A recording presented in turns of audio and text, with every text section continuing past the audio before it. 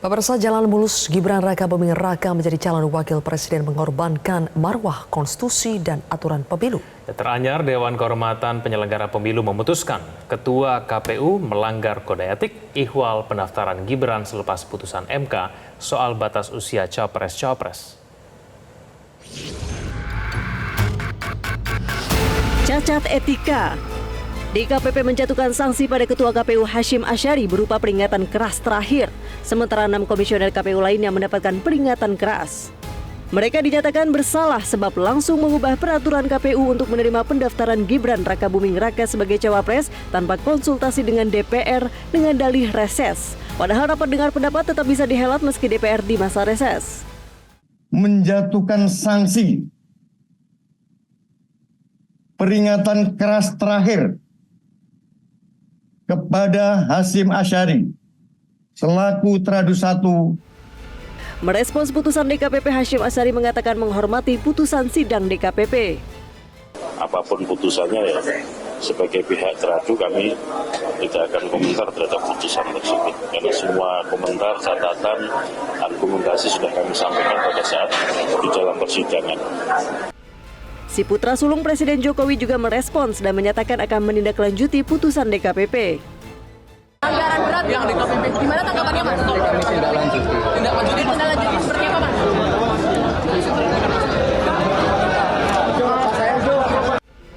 Calon Presiden Ganjar Pranowo pun mempertanyakan apa yang bisa dibanggakan pada rakyat jika muruah konstitusi dan penyelenggara pemilu cacat etika.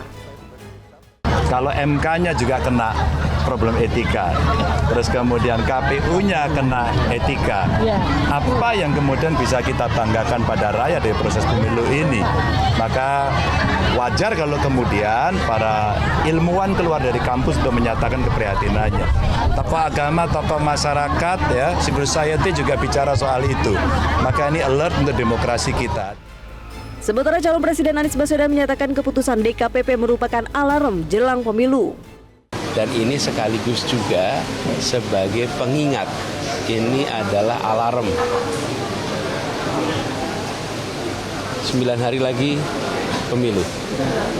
Jangan sampai nanti di hari pemilu dan sesudah hari pemilu muncul masalah-masalah seperti ini lagi. Karena tidak ada yang bisa disembunyikan lagi. Yang tadi saya sampaikan, becik ke titik, olo ke toro. Jadi ini peringatan bagi semua, jangan sampai ada pelanggaran. Di sisi lain, TKN Prabowo Gibran menyebut putusan DKPP tidak berpengaruh terhadap legalitas Gibran sebagai cawapres dan justru menuding ada kaset rusak yang diputar oleh pihak yang takut kalah. Secara hukum nggak ada masalah dengan pencalonan Mas Gibran sebagai cawapres. Hanya saja kami mengantisipasi kemungkinan ya masalah ini dikapitalisasi sebagai serangan politik kepada paslon Prabowo Gibran. Dan pasti akan ada kaset rusak yang diputar berulang-ulang oleh mereka yang takut kalah. Ini bawa soal etika dan lain sebagainya. Padahal ini nggak ada kaitannya. Guru Besar Fakultas Psikologi UGM Profesor Kuncoro menilai tim paslon Prabowo Gibran akan membentuk opini baru untuk mencari pembenaran. Etik yang dimulai oleh DKPP ini nanti juga oleh kelompoknya Gibran itu mesti ada pembenaran. Pembenaran itu bukan kebenaran. Ini semakin menunjukkan bahwa dalam psikologi itu sekali orang berdusta, culas, bohong, itu selanjutnya dia akan dusta, culas, bohong. Kenapa? Untuk mempertahankan tadi harga dirinya. Kalau saya mengatakan bahwa misalnya